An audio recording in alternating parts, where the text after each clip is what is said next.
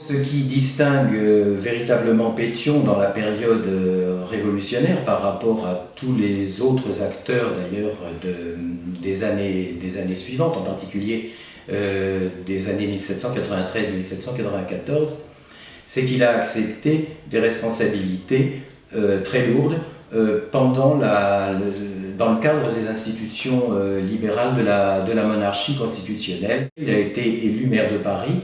Et à cette époque, le maire de Paris avait des pouvoirs tout à fait considérables, tels qu'aucun autre personnage n'en aura ensuite dans l'histoire. Il était donc c'était le représentant de l'extrême gauche patriote, mais en même temps, il était responsable du maintien de l'ordre dans la capitale en tant que maire de Paris. Et donc, il a réussi à gérer cette situation un peu acrobatique de manière très habile. Et il a pu se féliciter, et il a dit que c'était sa plus grande satisfaction d'avoir en toutes circonstances épargné le sang des hommes.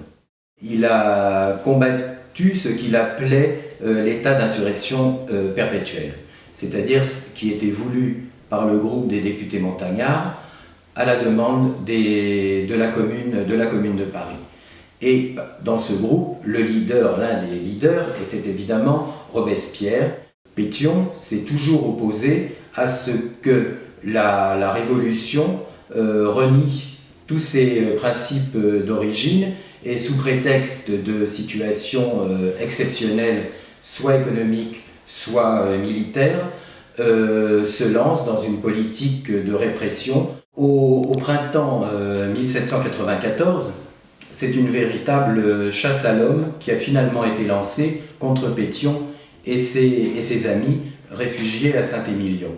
Pétion, Buzeaud et Barbaroux ont décidé de se suicider pour échapper à une arrestation qui aurait certainement été ignominieuse, notamment pour Pétion, que l'on souhaitait ramener à Paris. On retrouve seulement quelques jours plus tard leurs cadavres, celui de Buzeaud et celui de Barbaroux, l'un à côté de l'autre dans un champ près de Saint-Émilion, et détail affreux, on les retrouve avec leur corps à moitié dévoré par les chiens sauvages. Voilà comment a disparu, rapidement enterré sous quelques pelletées de terre, celui qui avait été un maire de Paris extrêmement important et le premier président de la Convention nationale.